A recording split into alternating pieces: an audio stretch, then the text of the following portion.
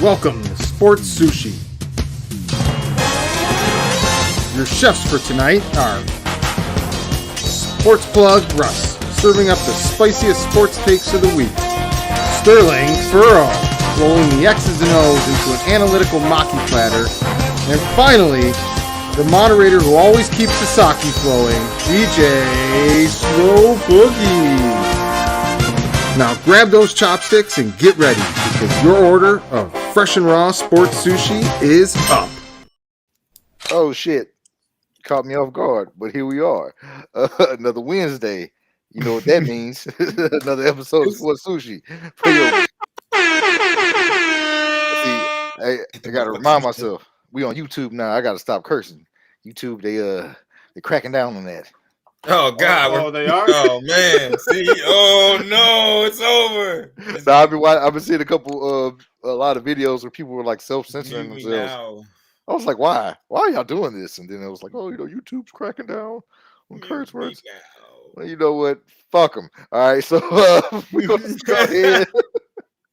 They're gonna censor me, god damn it. Anyway, how y'all doing today, man? I'm doing pretty. I mean, it's good. It's good in the land of the Dallas. Okay, yeah, we're gonna get into that a little later. Y'all have a lot of reasons to be smiling, especially this upcoming football season. I mean, basketball season. I'm sorry. My brain's still in fucking football. I was just sitting there. I was like, damn, man, Super Bowl. I said Super Bowl's coming up this Sunday, man. My mind is Boogie. What, man? It's breaking news time. Hit him with the breaking news. Okay, you yeah. probably already know, but you still 15 minutes. About 15 minutes ago, roughly about before we kicked off air. Russell Westbrook finally got dealt, man. I mean, shit. He got traded to the Jazz. Traded to the Jazz, man. For it was a three-team trade, if I'm not mistaken. Mm-hmm. Where D'Angelo Russell gets sent back to the Lakers. If you don't remember, he used to be there. Then they traded him because of some locker room situation with Nick Young and was it Iggy Azalea? Yes. Yeah. I forgot Nick clapped those. They ain't got nobody to tell on. So yeah. So and then he was a rookie, man. Hey, he been around the league. I'm pretty sure. And he can make an open jump shot. Yes, that's what really counts. Let's be honest. And I believe they got Vanderbilt and Malik Beasley too. So yes. But I mean, it's breaking news. I'm in the middle. I'm here at a wait and see moment. Now they do have a lot of bodies that can be athletic to play alongside with the people on their team that are going to play. It all depends on if Anthony Davis plays at a high level. So yeah, if he goes out there, gets 14 gonna be saying that dude until he retires. But we're gonna say it because it is what it is. Yeah. Yeah. Like he literally, man, you ain't even out here. But if I was, you right, nigga. If he was, if he was, it'd be like 30 and 20. But you know what I'm saying? Not. So we'll see. Yeah, that's something that we got to go ahead and we're going to keep an eye on here at Sports Sushi and see what happens and how these trades pan out. But that is your breaking news at the top of the hour. Shit just happened, man. All right, so let's go ahead and Russ, what we got for this day in sports, my boy? All right. So if you guys didn't know, today will be the day that you know that on this day in sports, February 8th, 1936, my bad. 1936, the very first NFL draft ever was held, and Jay Berwanger from the University of Chicago was the first pick by the Philadelphia Eagles. Try to tie it in with something that happened with the Super Bowl teams.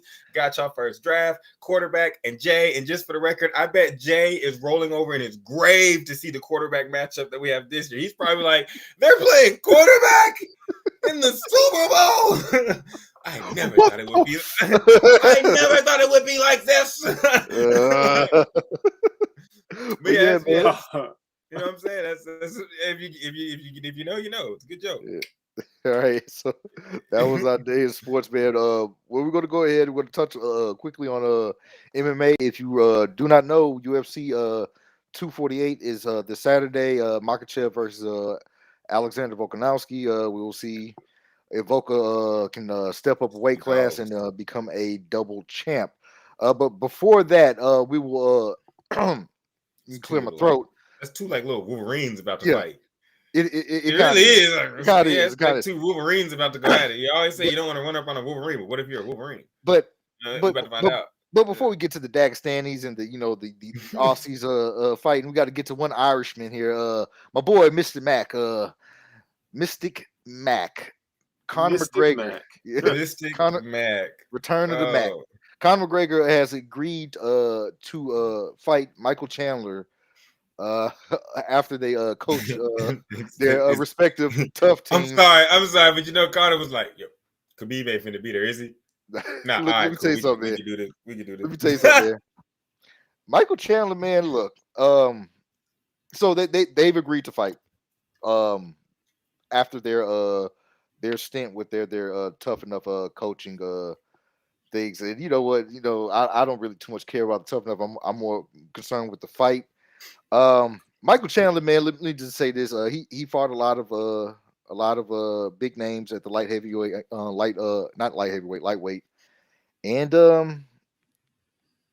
last time we seen Conor, we knew what happened. He was in the octagon with a broken leg, talking shit. Yeah. He was on the ground helpless talking shit. Like, come on, bro. You were like, it's like, fuck him. If this was one of them old war movies, you would have got stabbed, nigga. It would have been over. You were like Rick James in the Dave Chappelle was from calling. His legs was like pointing up. And with the fuck, like, nah, nigga, your shit's turned sideways. Shut up. But man, I'm glad he's back. I'm glad he's back. It's gonna be entertaining. I mean, it's definitely gonna be entertaining. It's going to be an entertaining fight, to say the least, because Conor is going to drum it up, leading to the fight.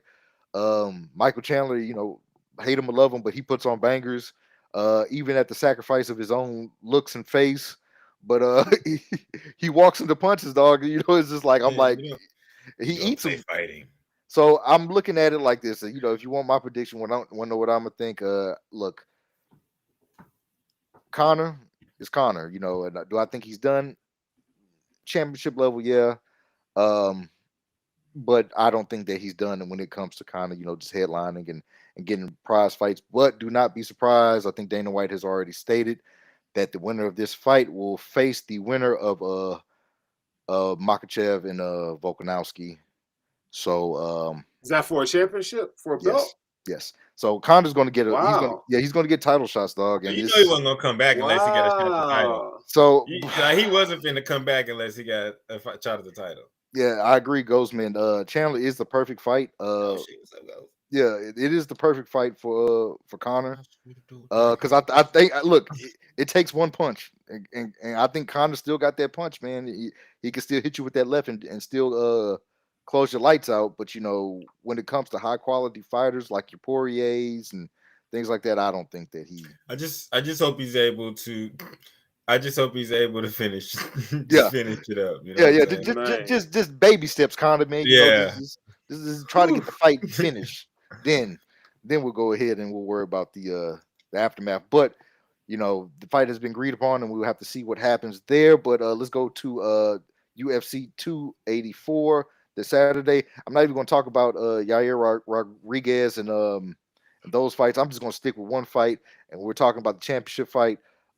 Islam Makhachev versus Alexander Volkanovski. So look, I believe this is the first fight Makhachev is going to be without Conor in his corner, and a lot of people are kind of curious to see what's going to happen. Khabib. I'm sorry, Khabib. I don't think Conor want to get in that corner. Conor definitely don't want to get in that corner. Yeah, but Khabib has retired. I have never seen a human in beef like that before. Bro. I'm gonna whoop your ass, then I'm gonna hop over the cage and I'm gonna whoop your nigga's ass over there. And I'm gonna ask everybody else, does anybody else want any? No? Okay. And I'm the best? All right. I'm done. And then look, Khabib whoop ass in the cage, and he'll coach a nigga to whoop your ass outside the cage. So but I think Khabib has retired from coaching, so he will not be in the corner for this fight. So it will be the usual, aka gym about to go gym fight guys. Mortal Kombat. Khabib, I mean, look, man, we just don't know it. Nah, we just don't know it. Y'all, but Khabib is about to go fight Mortal Kombat. That's what that nigga said. Yo, I gotta go defend the world with these he hands. said, yeah. he said I'm about to go fight in the nether realm. He said, yeah, I'm about to go fight in the nether realm, man. This nigga Scorpion got mad plex. I gotta go handle this. But yeah, man. Shit. I gotta agree with Ghost here. I think Islam, beats both guys. I think he beats Volk. Those Dagestanis. Look, man, I cannot go against the Dagestanis. They have not shown me nothing wrong. The Dagestani handcuff is a real thing. So I go with the Dagestanis all the way. They training to fight monsters and demons. Yeah. They training for a different war, nigga. Like they real warriors. Fuck, nigga? They going to defend the wall, nigga, in the north. Niggas is training for something different. We only know one king in the north, and his name is Khabib. Nigga, he said you can choke a White Walker out, nigga. All right. Oh shit. All right, man. So we're gonna go ahead and go on to our NCAA. That shit's scary how much they can fight. Oh man. All right, look, man. If you guys have not been paying attention these past few weeks, first-time listeners, we have been reviewing draft prospects, our top 5 draft prospects leading up into the draft. We have covered quarterbacks, running backs, receivers, edge guys, and now we are doing interior D linemen. So if you I was just gonna add, and again. Oh no, that was going. I was putting that buffer, Sterling, for the people that come. Where are the jackpot lottery guys? Where are the guys, the sleepers in the draft? You're not doing real studying. So no, this is just the top 5 guys. Yeah. You know what I'm saying? Just graded out. We're gonna have, as Sterling says, big boys later. The big boys. But big boys. But these are the big boys. But I got the grades out, Sterling. These are interesting. I know that you're gonna give them a little bit more depth. You want to go 5 to 1 or 1 to 5? As always, I let you. Let's go 5 to 1. All right. So of course the last one is Zacch Pickens. He's number 5. He graded out as an A+. What's that exhibit song? Explosive. But not very much so off the get off. But not he graded out an A+. He had 22 solo tackles. He had 4 tackles for loss, which surprisingly in this group, you'll see some guys had some low numbers there. He had 3 sacks, no forced fumbles. He did recover a fumble, and he had I believe he had like a couple passes deflected, like 2 or 3. Which 3 of them, which I add in because that shows the ability to get your motherfucking hands up. So that's in the grading portal. But go ahead, Star. I'll let you get into him. But good one there, sir. Yeah, no. So we got Zacch Pickens up first, man. He's a former 5-star prospect. I don't know if you guys remember that, but this is a big boy for a reason, man. He's 6'4". He's probably gonna. 305, 300. Yeah, he's a big boy, but huge. I think one of the themes that we're going to talk about with these interior defensive linemen is hand placement and leverage.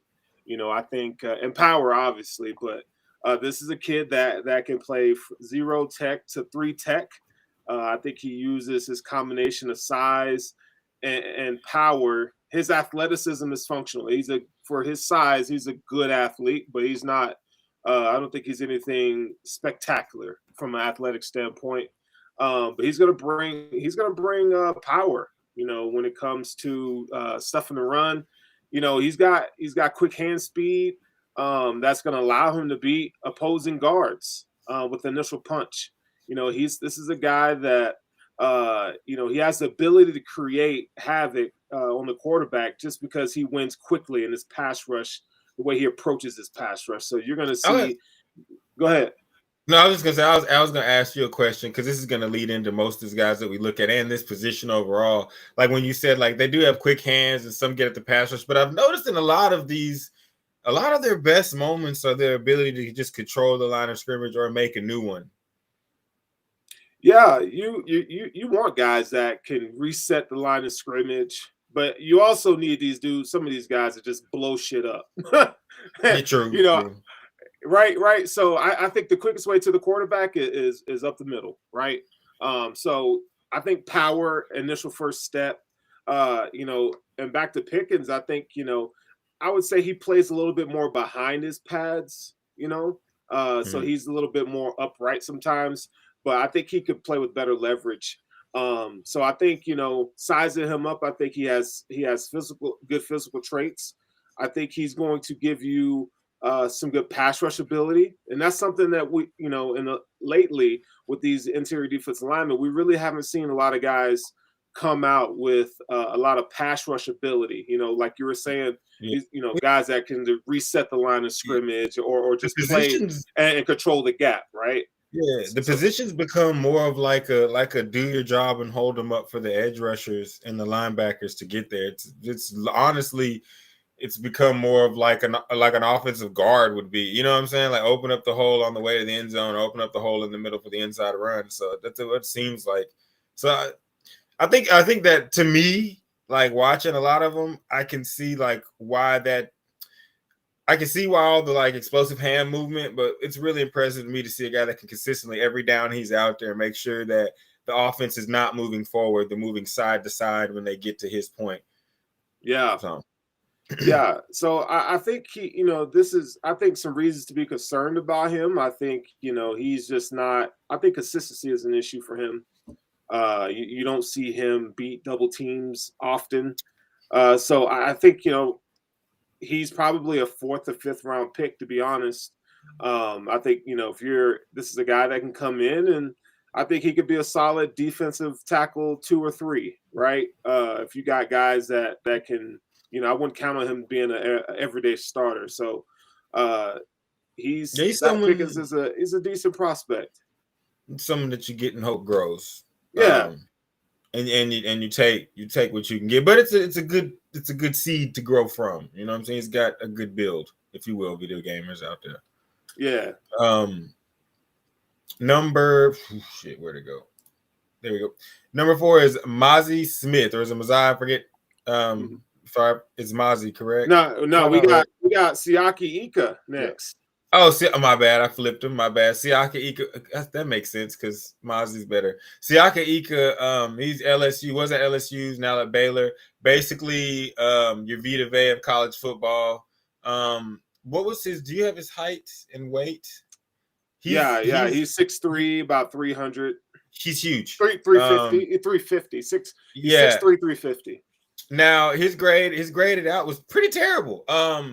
Yeah, it didn't even average out. GPA was 0. Literally, he had 10 solo tackles, 2 tackles for loss, a lot of zeros across the board from sacks, forced fumbles, recovered INTs. Now, but he's a guy that I look at, and I'll let you continue after that. Once I looked at the way he graded out, and then I started watching, clips on him, film on him. He's a good prospect to look for if you just want a nose tackle to plug it up. I wouldn't like draft him too high, but it kind of a little like he's in the right place to be right above Pickens, because he's a guy that if he does get it, like I said, you're looking at like a Vita Vea type, and those types of nose guards that are just so big and move so well for their size that if they are able to do their job at the next level, they just become crucial to good defenses. So I think it's a good prospect, but I am worried about his lack of ability to kind of jump off the page, if you will, like game change. Maybe he's kind of just like a wall that's there, like it's there. If you can go around it, you can. It's not going to do anything to you. It's like basically, you know what I'm saying? It's like a big ass mountain. Like I need you to be feared more, like do some more things. He's just, I'm big and I'm here and I'm difficult because I'm big, but he doesn't really do much else after that for me. No, I think you're right on that. It was 6'3", 350. So this guy is definitely a guy that is going to come in and plug the A gap, right? One of the things that I do like about his game is the way he's able to go down the line of scrimmage in terms of we talk about stopping the run. He can kind of stack and shed offensive guards with his power. He's a guy that you want going downhill, right? But he does a good job at those things. But he's a penetration style, one tech, plug the A gap kind of dude. I think for his size, he's a good athlete for his size. The problem with him is he doesn't have much length, right? So he's only 6'3", and 350 pounds. So his weight, he's in the like 98th percentile for weight. Okay, T-Rex. Yeah. For his height, he's probably in the 67th percent, 30th percentile for his height, and his arms are short. So, which causes him at time to kind of get, if he lets offensive linemen kind of get into his chest area, right? And they can kind of steer him in a different direction if he's not the aggressor. I noticed it though when he was running out the tunnel on one of his pre-games. He had his arms out. Oh damn, I ain't got no arms. He had his arms out and he's running down the pregame, and I was like, "Hey, that big ass motherfucker got some small little short arms." And shit was like, yeah. But yeah, he does have short arms for such a big person. Right, and I think gonna bench press the shit out that 225 to watch. Bro, he ain't gonna have nowhere. Yeah, and you think at 6'3", 350, you think he would do a better job of anchoring down when it comes to double teams, but I think that's the area where he struggles. I think he definitely needs to improve at the point of attack. But again, this is a guy. I know it sounds like we just hate all these motherfuckers, but he's another guy that's going to be a day 3 pick. I think he's I think he has raw strength at the point of attack. I think if he sheds weight, I think he could be better, right? But his suddenness and agility are not good. He doesn't have.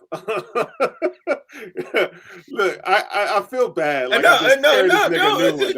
Hey, you giving him reason to succeed. Yeah, I think he's got issues with leverage. He's just a big man. He's a big man, but he's a big man. You know what I'm saying? So it's you got a shot, but you just look like you've always been bigger than everybody else. If you put him in a scheme where you ask him to do one thing, so if it's plug the A gap, I'm not asking him to go pursue the quarterback. I'm not asking him to chase down running backs. I just need you to plug the A gap and keep your linebackers clean. Like, he can do that. But you would think at that size that he would do more, and he just doesn't. He's the go get boards big man. Yeah. Like, you would think he could go for 20, but no. Just go rebound that bitch. You go do that.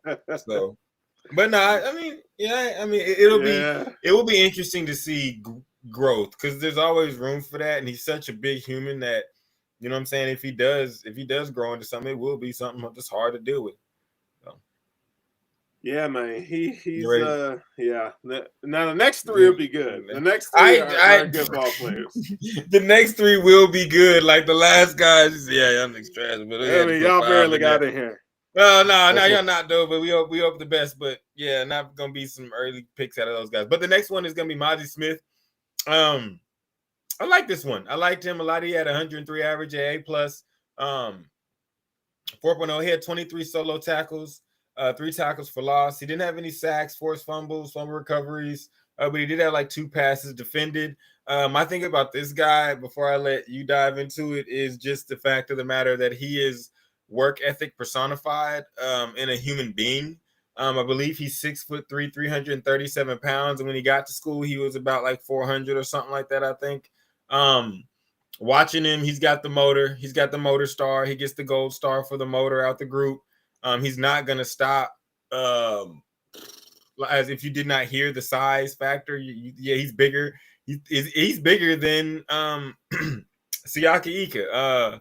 I think he was asked to do more at Michigan on defense. When you watch him, he does a really good job. What I love to see, he does a really good job of getting the offensive lineman off of him and getting to the running back.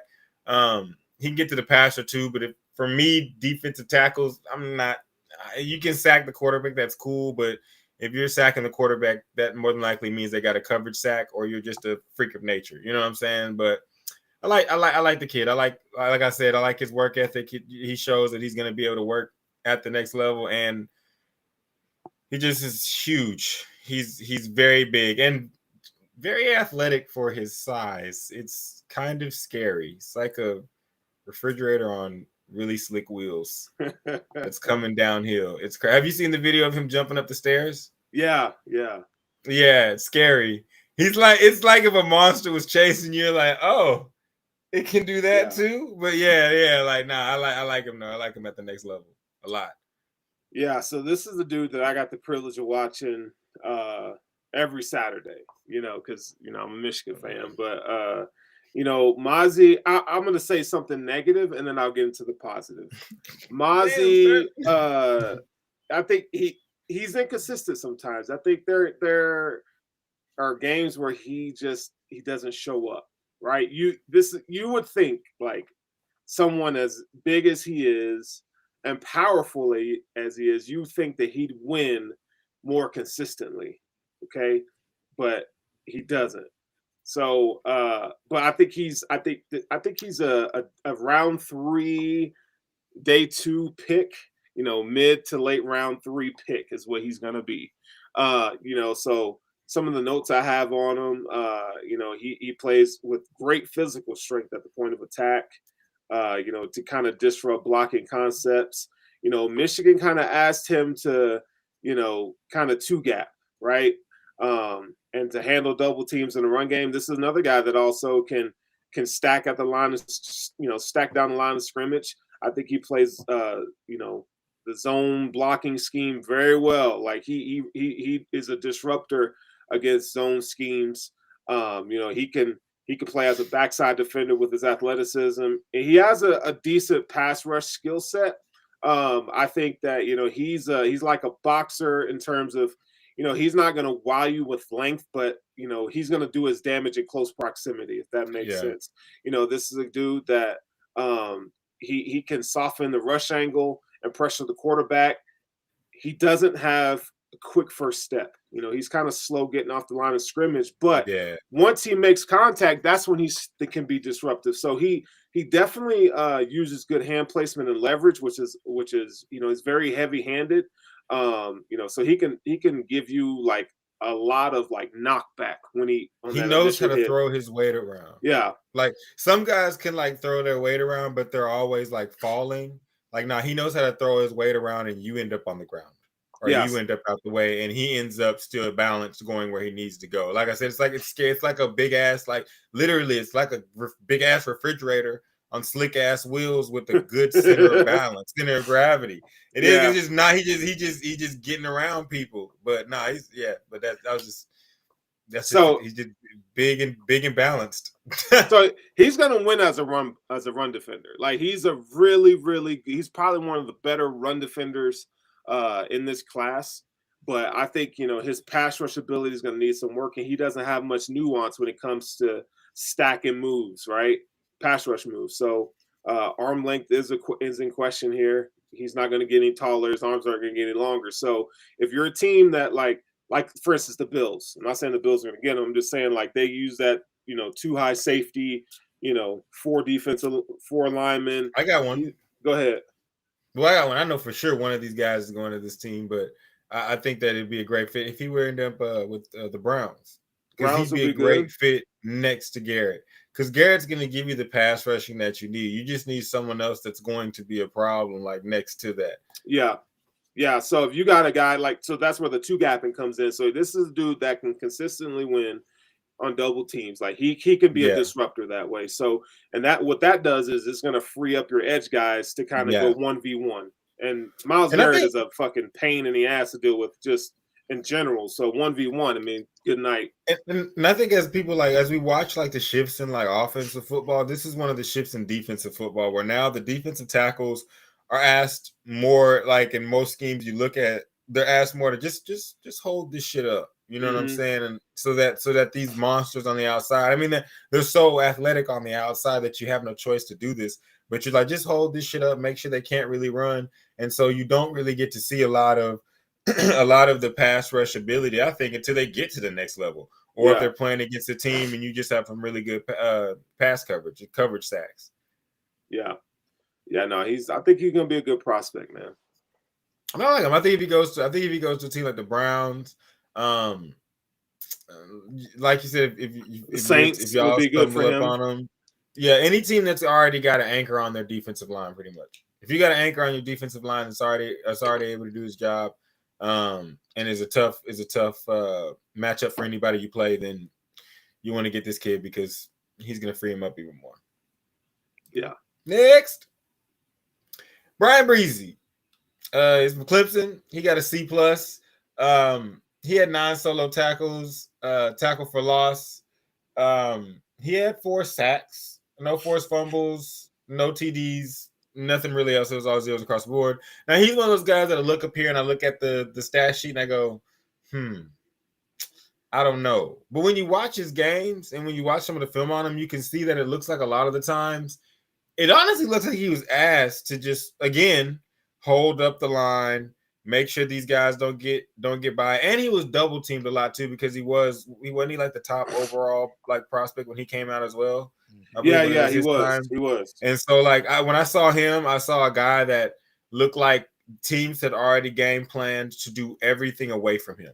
Like you would show him winning, and then there's options going the opposite way. You know what I'm saying? You show pass plays, real quick pass plays, keeping him from being able to disrupt teams too much. But I'm interested to see what he does at the next level when he will get a lot more one-on-ones, which I think may turn him into a monster. So that's what's interesting about me because he when you look at just stat-wise and just look at what you see on paper, you're just like, I don't know. But then when you watch him play and you know his pedigree, you're like, I want to see what happens when he gets to play against a lot of one-on-ones and his coach isn't basically saying, like, let me go ahead and coach, you know what I'm saying, the other athletes we have to make plays because we already know that they're going to do so much to stop you. Yeah.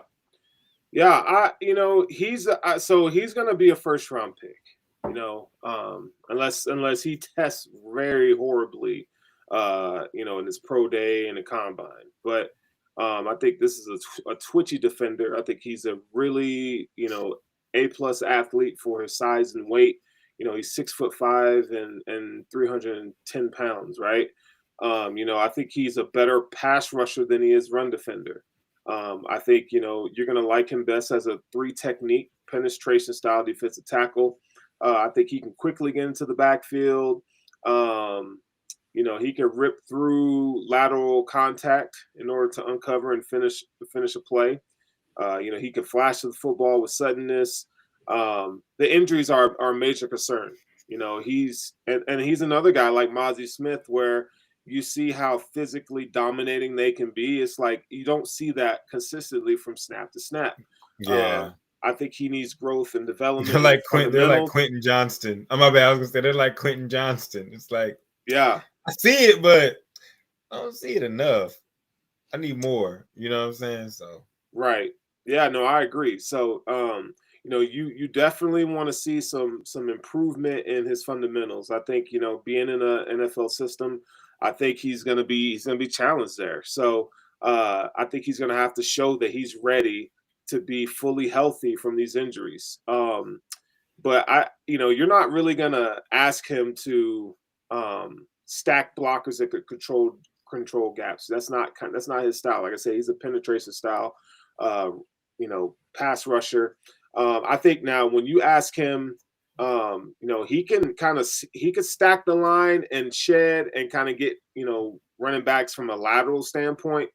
So I would say, he's scheme diverse, right? So you're going to have to find a good scheme where he fits in, so like if you're a team that passing downs, have this guy inside and have him do his thing. I think that's great for him his first year, just so he can kind of start learning some of the more nuance of the position and being available. I don't think he has great pad consistency and leveraging at the point of attack. He's going to have to improve there. And then, you got to look at the snap counts.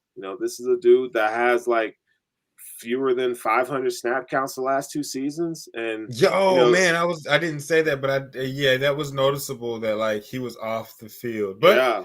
He was dealing with a lot of injuries. Yeah, that's why sister died. Personal life. Yeah, when I saw, I was like, man, there's a lot. So he's a very interesting prospect because, like you said, he will be drafted in the first round, but he has the opportunity to come out here again. He's probably going to face single coverage for the first time since people discovered that he was a monster.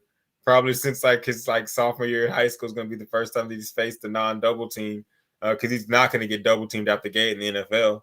So it's going to be real interesting to see what happens when he gets unleashed out there and he's able to, put his full potential forward. So I think he's a first round pick too, but it's just interesting that all the stuff going into it. You know what else is interesting to me about him is who he played with on that defensive line at Clemson. So it's like you play with studs all over, and it's like your production, man. It's like it just wasn't there. You know what I'm saying? Like I expected him to come in this season and just dominate for the games that he had with him on that defensive line, and just like, man, yeah. Again, he's a good prospect. I think his ceiling is high, but man, what is it going to take for him to get there is the question. So, yeah, he's a for sure we will see type guy. Yeah, like he's a for sure one of those guys because there's a lot, but also it's kind of like you left a lot to be desired, but you can see that the talent is there. Those prospects are always like the worst. Because like if you miss him, you're like, damn it, he became the best. And then if you get him, you're like, I know. Yeah, you became Jamarcus Russell.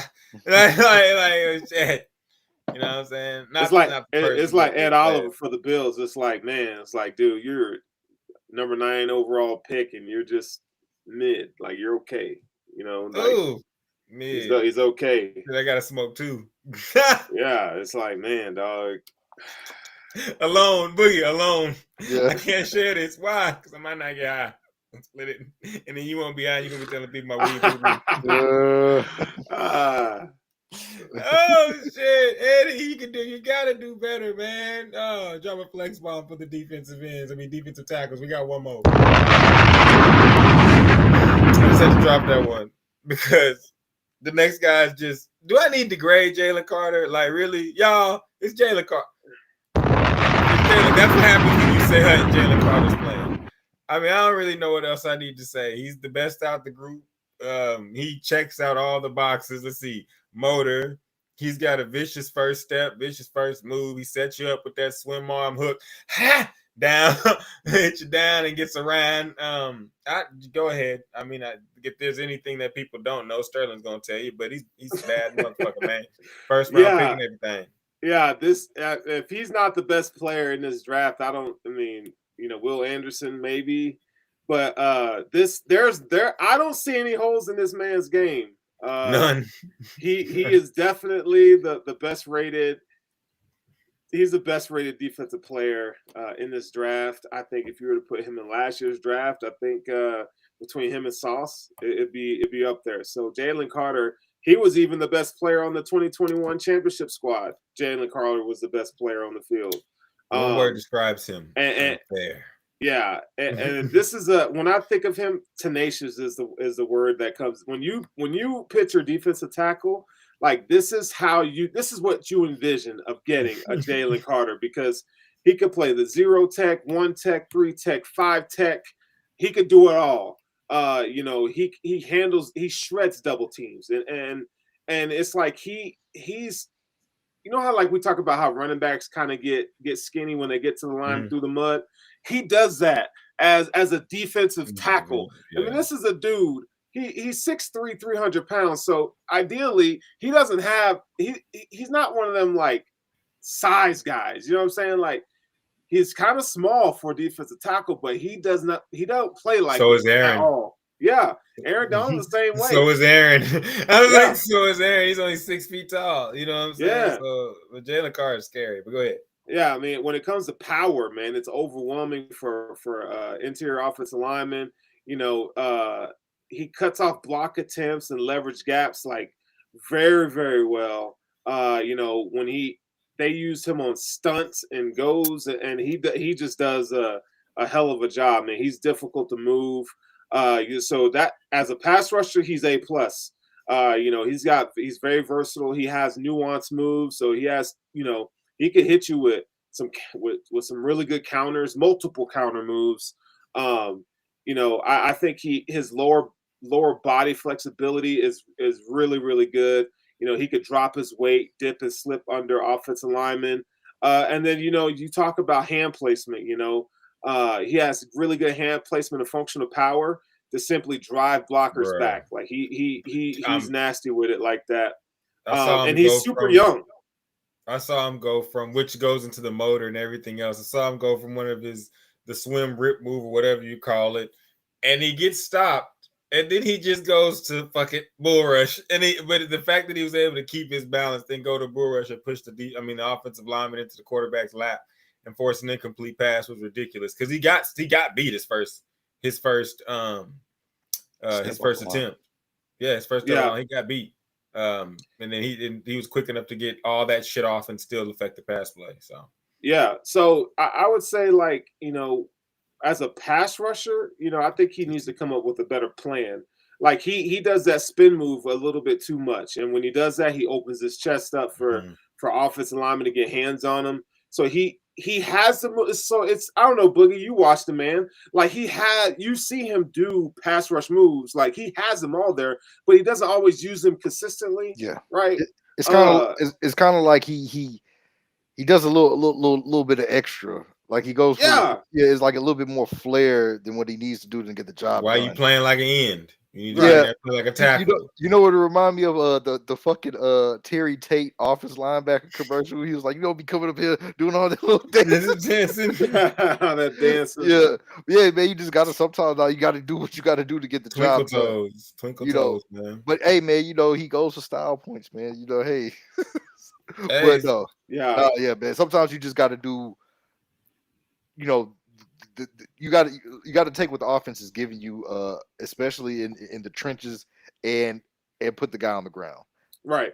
Regardless how beautiful or pretty it looks, but but results is the only thing that matters. But I mean, hey, man, he is the top guy in the draft when it comes to D linemen. But hey, man, use the spin move whenever you need to. Like, don't overuse it. That man says stop spinning. You are not the wife ring. Yeah. You know what I'm saying? Like, stop using that up. Yeah, it's like, come on, man. Reserve it. Develop some other techniques. And excuse me. Develop some other techniques. Get a club. Get a bull rush. I think he has the ability to get a really good bull rush. Like from that little clip I saw, when I saw him go from quick, speedy move into bull rush and the balance that he showed, I was like, that right there is something that could catch anybody off guard. Because if you go into two separate quick moves, and that's something that any offensive lineman's waiting for. But if you go from a quick move to straight bull rush or bull rush to some kind of swim move and try to get around quickly, that's quite interesting. But that's something that I think I have to grow into. But he's better than everybody else, so it's just gonna have to get up against an NFL center to make him say, okay.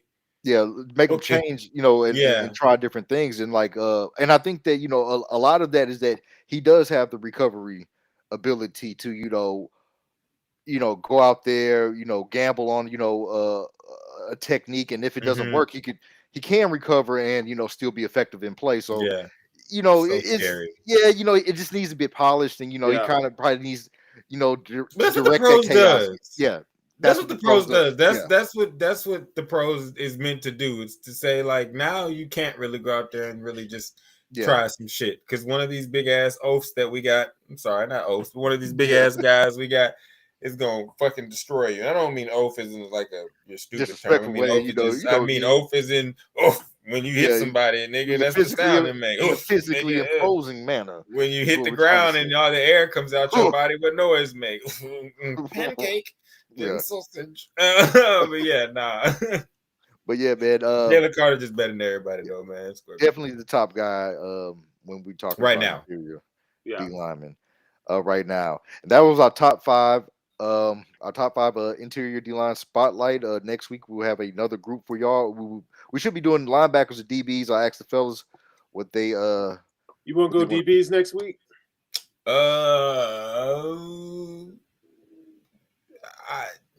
Y'all want to just have them, and you want to do cornerback, safeties? Yeah, let's do corners and then safeties. No. Okay. I want to do corners towards. I like corners. So you want okay. All right, we could do linebackers. All right. Okay. Let's work our way. Actually, let's just be fair to the people. Let's work our way back. So we had edge, interior, Now we'll do linebackers. Okay. And then we'll go back to safety. DBs, and then we'll go safeties. Well, we forgot tight ends. Shit, we did forget tight ends. Well, I'm talking about defense, though. I'm talking about defense as we work back from defense. Now, offensive wise, we just did wide receivers. Actually, we need to do offense because we only did wide receivers last time, so we really should be doing offense. We did wide receivers, quarterback, and running backs. We didn't do O linemen nor tight ends. Okay, all right. We'll sprinkle them in because I got some stuff on all these quarterbacks. So. Hold up, we talked about quarterbacks. Quarterbacks was like the first one we did. But did I grade them? No. Okay, we'll redo it so you can. With the grades. We get a running back. Get these niggas GPAs. Shit. So we'll run it back. We'll run it back with the grades. I mean, we did running backs, wide receivers. So that's what I have the grades on. So I mean, I guess we should do quarterbacks. Yeah, we do tight ends though. If you want, we can say quarterback for last. That's what everybody loves. We still got a lot of time till the. As long as it's offense. As long as it's offense. We got time. Yeah. I mean, for the people that let a big man out there, we gotta do O-line too. Even though that's not my steez, but I know they're the most important position on the field. So like, we do gotta do that. And shout out to Ghost. I kind of wanted to swap our segments out whenever he asked that question. Do you think old linemen should get paid more than running backs? I mean, I want to say they don't they now? Yeah, they do. Yes, they do. Yeah. But here's my thing: they should for sure drop flex bomb for all the big men out there blocking. I'm saying like because they are the most important position. But I just think that in football, I think football needs to finally adopt what every other fucking sport has adopted and just pay your best players the most money and everybody will fall in line accordingly and you won't have any problems. If your best player is an offensive lineman, pay him the most money. If it's a wide receiver, pay him the most money. If it's a quarterback, pay him the most money. If, you know what I'm saying? It's pretty fucking simple. I think that's how we all can answer that question and everybody could be happy about it because I think it's pretty stupid that we have this issue with certain guys. Never mind. That's a whole nother show. Pay the motherfuckers. They do get paid, and they should. So, all right. So let's go ahead and dive into our segment now. Last week, a lot of the people, the internet had got a hold of Arian Foster's interview, claiming that the NFL is scripted. If you're not familiar with Arian Foster, you know that this nigga was trolling. Like if you, Arian Foster. Why'd you tell him, Buzz? No, some people didn't. Some people did not think he was. And that's great. Yeah, that was the funny part. Like, look, top tier internet. Arian Top 5 internet all time. Yeah, Arian Foster has done this time and time again with the internet. So, oh my god! But I said, why should we skip out on the fun? A lot of people got weighed in on it. They were saying, could you imagine what Henry Ruggs looked like when he read his script? Yeah, shit like that. That nigga was probably looking at that bitch and said, "Man, I gotta go to jail for real." Yeah, he said, "What?" I really gotta go to jail. Somebody died. I know. But hey, man, look. Bro, rest in peace, and I'm sorry for it, but could you imagine OJ probably reading his script? OJ was probably like, I'm not even legendary. They'll never forget about me. I'm gonna rush for 2,000 yards and get away with murder. Like, nah, bro, like, for real, bro. Like, this, allegedly. You know what I'm saying? Like, nah, hey. Man, could you imagine Dez reading the script? Like, shit, 4th and 10 and up. My nigga, I'm gonna drop it. Well, that's why you know what I'm saying? That's why they did the replay. That's because it is script. That's why they did the replay. Because when Dez caught it, them niggas was like, this nigga don't know how to follow directions.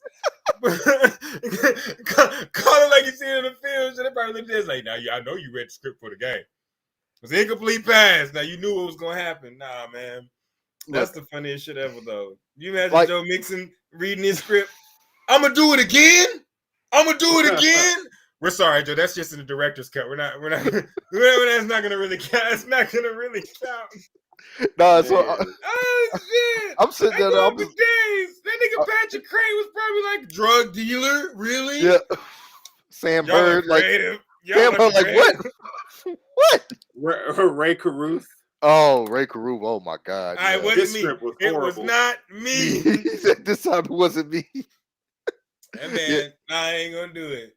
Sam Hurd looking at this shit like, bro, that's Sam Hurd case, dog. I read about that shit. That nigga was trapping, dog. Could Could you imagine Russell Wilson on the one? For real? On the one? Hey, he was really practicing. Someone in the background probably said, That's right. flip. Someone from the background probably said, flip some pages. And nigga probably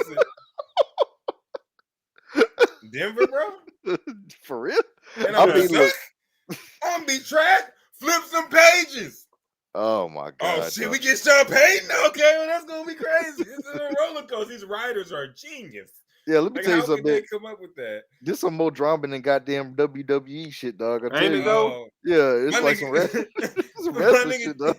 My nigga Josh Gordon said, "So am I gonna have a reoccurring role, or y'all just gonna keep me? Y'all just gonna keep me in and out?" Oh my I'm just trying to God! figure this out for the future.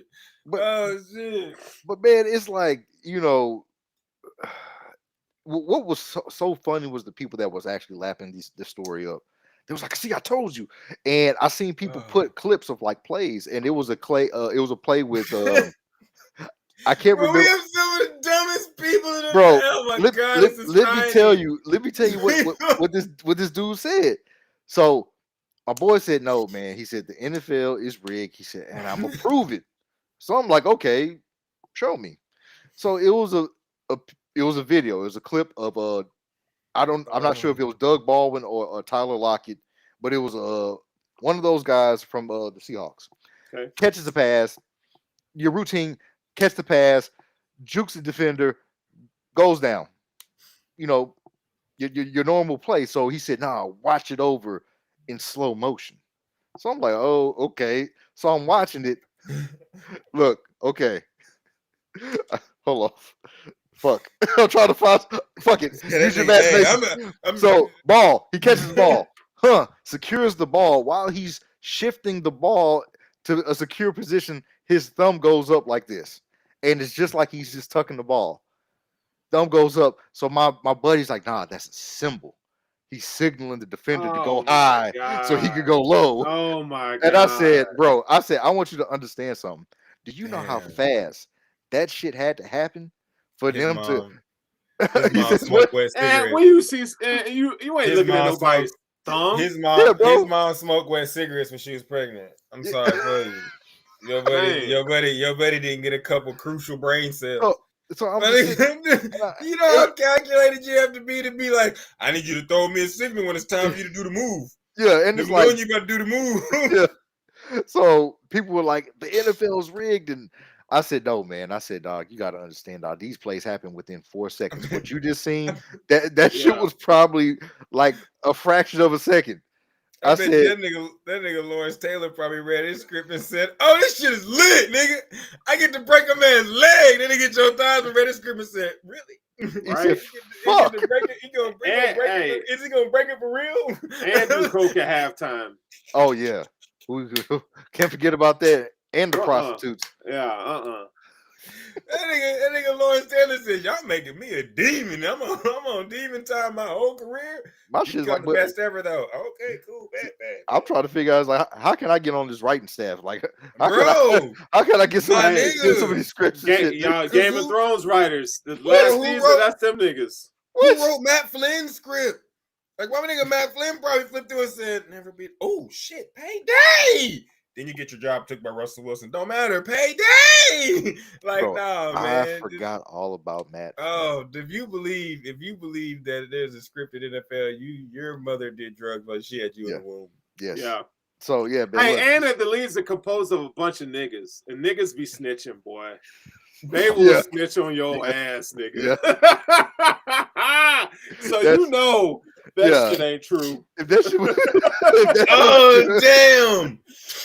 Oh, that's true though. Yeah, if that you can imagine, you get a linebacker behind them walls. Hey, nigga, they told me. They told me it ain't Antonio. Fuck that, nigga. You ain't taking my card. They told me it ain't Antonio. They said I'm gonna hit him. Just hit him, make it look hard. They didn't tell me he's gonna get CTE. Yeah.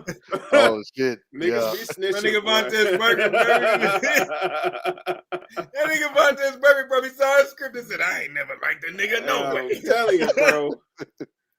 But yeah, I can't sit there, and look, man, I can't abide by it, man. Like, I can't fully believe that, it's scripted. Look, maybe certain things are, kind of. My nigga from Buffalo. Yeah. My nigga was probably in that bitch. Like, I can show you about the pain. They can show Yeah. you about the pain. Like, look, They can show Don't you even get me about the started about the Bills. rain. Their script My has nigga been Hamlin, awful. my nigga Hamlin said, "Oh shit, I gotta die, nigga. What you? I gotta. Hey, how bad do you want it, son?" look, man. Let me tell you something, man. If I had a chance to go there and revise some scripts, yeah, I'd be in this hole with a Oh red my pen like a God. motherfucker. I'm just I mean- thinking about all the niggas that got hurt. They probably looking at them like scripted. Man, fuck you. Yeah, exactly. Fast brain. My nigga Yeah. Torrey Holt probably said, "You think these fingers are scripted, nigga?" Hey, that nigga fingers, boy. Ray Boy, Rice lost listen. Ray Rice lost his cool and his career in the elevator. Bro, I wasn't even gonna touch it, but you know Yeah. that nigga said, I gotta do what? I mean, shit, we argue often. Baby, what? Yeah. I gotta punch you in the face. Huh? For the shield. I gotta punch you in the For the face. shield. Yes, for the shield. Huh? They said I gotta punch you in the face. It's Oh, kayfabe. we gonna- In I'ma Vegas. Yeah. I'm gonna lose everything, but we gonna be set for life though. Oh, okay. Y'all gotta go to jail. No, I ain't gotta go to jail. You gonna still say you love me and everything. Bet. All right, we good, Roger. Let's get this shit. Yeah, man. I can't wait to hear her. Oh shit. My nigga Kareem Hunt was like, so I ain't gonna get no ring. All right, bet though. I'm gonna kick the shit out this hoe. Man, savage. And Savage. it's just, Bro, no. Oh It's man, just- could you imagine Richie Incognito? I get to say nigga. I get to say nigga. bro. Oh, and That nigga Richie probably Cognito read got I a whole. get to say Oh, nigga. Richie Cognito was a whole villain in his script, though. He was Oh, a whole shit. villain. That motherfucker probably went home and told his mom, yes, I do a lot of dirty shit, but guess what? When I get to say nigga, I gotta use the A though. Hey, man. Who is another one? We got Richie. Oh, Bill Romanowski is Bill another one, dog. Romo is definitely another one. Who else Man, had a there's crazy so script? many people we could Yeah. bring up. We could bring up and just talk about like dog, like no, Romanowski is yeah, that was a good one, dog. Fucking Romo, dog. Not Tony, but Bill. Fuck, man. But all right, man. Look, let's go ahead and stick with the NFL here. And move on. The Pro Bowl just happened this past weekend. I did not catch it, so I can't really say, what it was like or my thoughts on it. But I just seen a couple of clips and and feedback from the players. The players they really enjoyed it, and I was just like, oh, okay, well that's cool. Yeah, they did. Yeah, it reminded me of those skill challenges and shit from back in the I day. ain't From gonna what I seen. I'm gonna give some horns for the Pro Bowl. Oh, so you liked it? Yeah, have y'all seen it? I like to see other people happy. Did I like the Pro Bowl? No. Now, did I like the Pro Bowl games? Yes. Okay, I'm lying. No. Did I like the quarterback challenge? Yes. So, I liked one thing out of everything that they did, but I get it. So it's kind of like you can't play like football, you know what I'm saying, without risk of, you know what I'm saying? Football's football. So I get it. So I do like the quarterback challenge. I wish they could find a couple more things that they could do. But I'm not mad at pro football. You got to do something. And so the flag football is the best thing that they can possibly do. Get you a little personal with the players. You get to see their face instead of them being in helmets all the time. But it's the NFL is good enough from week 1 to 18 for me not to care that their all-star game is trash ass. Right. I mean, it was all right, man. It wasn't like, something I got to see. The quarterback challenge was, it was okay. Altogether, that shit's a dud, to be honest. Like, ain't nobody I don't think it's that. I don't think it's for us though. You know what I'm saying? Like, who is it for? It ain't for them niggas. Kids. The kids were going crazy though. The kids love that shit. Let's be honest. All of us that have children are like, we can see something and be like, man, that shit's stupid. And your kid gonna come and say, oh, will you take me to go do it? And you're gonna be like, fuck. Come on, let's go. And you're gonna do it. So and the NFL know it. So they know me, you Sterling Bowe. if that shit would have popped down in Colorado, you would take your son to go see it. And if it popped out here in fucking Dallas, I'd have the girls out there cheering their ass off. Yeah, and I'd be out there like, this shit lame. I could have took y'all to a real game, but y'all don't understand this. Y'all don't give a fuck. Y'all just want to see the players' faces and smile and giggle and go, yeah. So, and the same thing watching it on TV. To them, they're just like, yo, he got a touchdown. To us, it's like, yeah, no fear of getting hit. This shit is fucking. You want to see daddy catch a touchdown? Go call the neighbors out. I'll go moss a nigga right now for you. It's like that. It's like football. You know what I'm saying? But it is what it is, man. It'll never be NBA All-Star or even baseball All-Star. You know what I'm saying? Yeah. But I mean, it is what it is. Like, it's cool though. It's cool. Yeah. I like the effort. And again, seeing that the players are having fun doing it lets me know that if they're cool with it, like if they were out there like, man, this shit lame. Like, no, they were out there like, let's have fun for the fans that want to watch. So if the players are cool, they making the extra money off it. The NFL's cool. Shit, I don't give a fuck. The Super Bowl's this weekend anyway, so fuck it. We're gonna rock out. Yeah, man. Somebody needs to script Sean Taylor to come back from the dead and I didn't even. No, that's my favorite all time Pro Bowl moment. That was I was like, oh yeah, fuck out of that punter. He said vacation, nothing. Oh, that was Brian Mormon. Yeah. Sean Taylor destroyed that man. Yeah. It was. Nothing. That's right tense. Was. Yeah. Because after it in his soul left out and said, it wasn't in the script.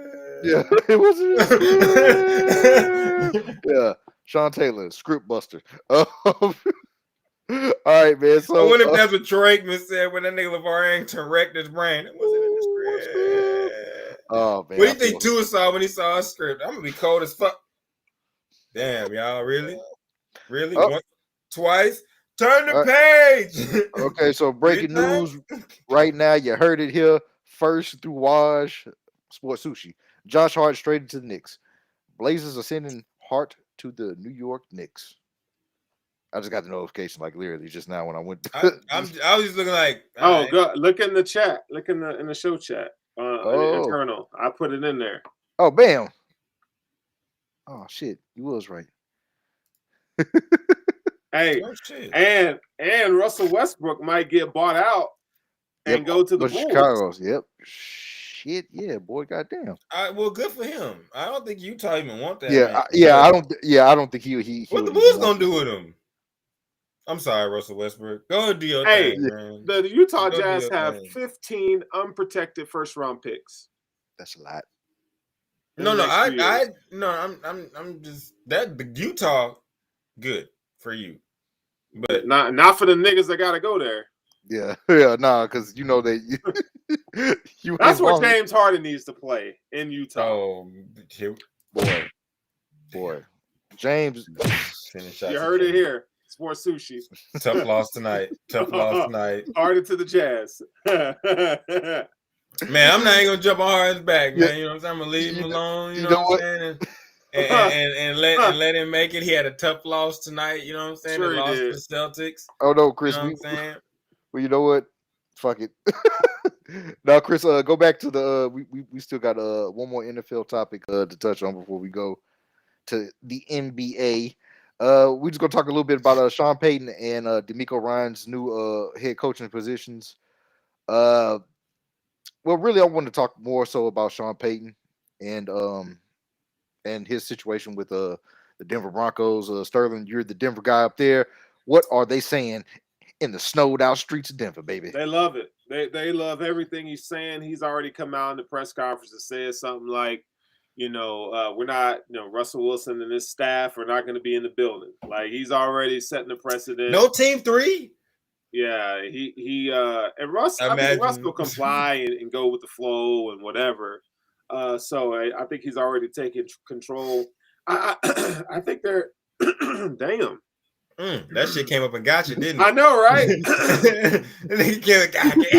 Come in. It's like, shut up. Nigga, Mr. Flynn grabbed the vocal cord and played a string. Got your bitch ass nigga. I think people in Denver don't really understand how good or how much improved that offense is going to be next year. I think Sean Payton is an architect of great offenses throughout his entire history of coaching, and I don't think it's going to be any different in Denver than it was in New Orleans. I mean, obviously I had Drew Brees, but I think Drew Brees. You got Russell Wilson.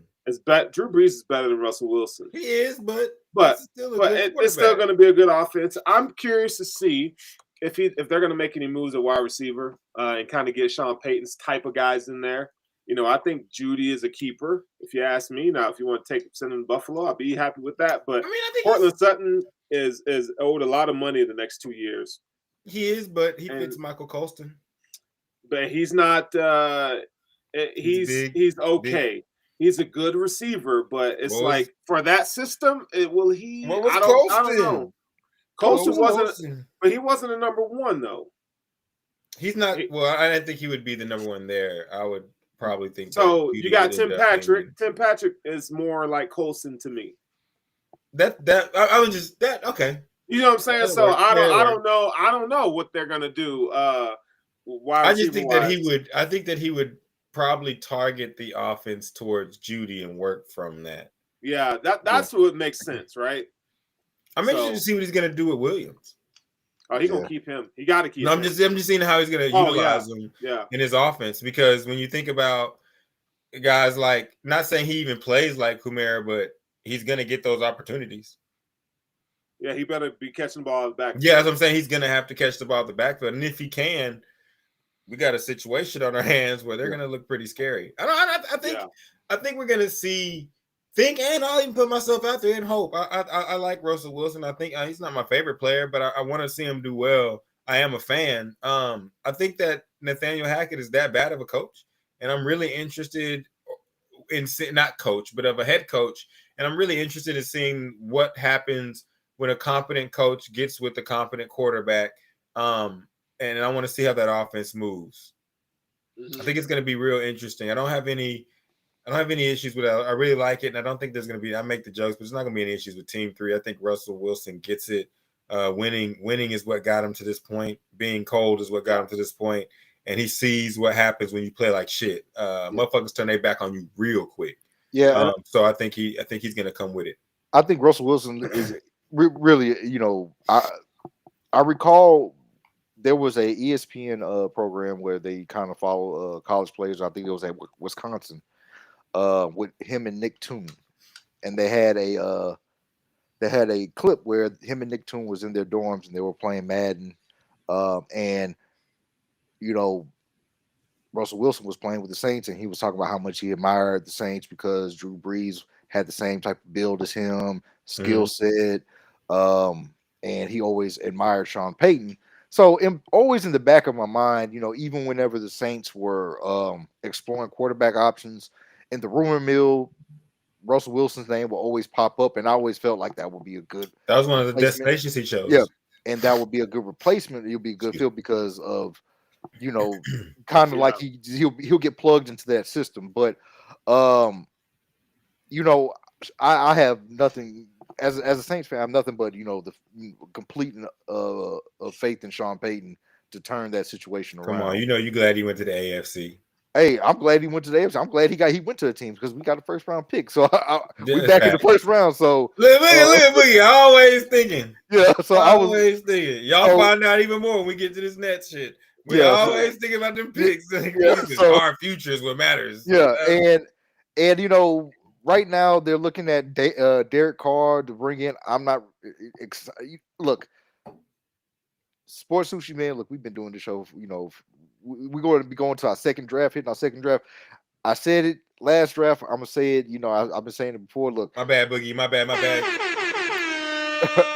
Kyrie Irving is walking on to the NBA court with the Dallas Mavericks jersey on. All right, go ahead. I'm just saying. He's about to play? It's happening now. The game is happening now. He's walking out with his warm-ups on, and it looks like he is going to play the Dallas Mavericks uniform. But that's just, you know what I'm saying? That's just breaking news here. We're going to get to it, but that's just breaking news. You know what I'm saying? I just got to say he's walking out onto the floor. We got a lot of NBA stuff. Yeah, we got a lot of NBA stuff. So we're going to go ahead. We're going to wrap it up real quick with the NFL stuff.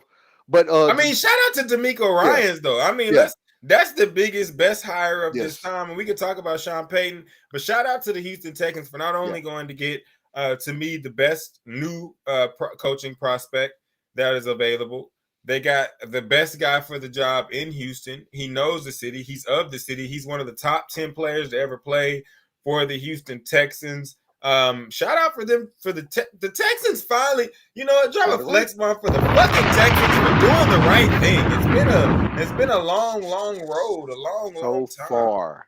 So I mean, but still, hey, so far. You know what? You can't expect more good things if you don't applaud the good things that are done. You know what I'm saying? You know what, Russ? You're right. You know they say. You know what I'm saying? You got it. Slow motion is motion. You know what I'm saying? You got to give the little bits of bread crumbs so they can find their way.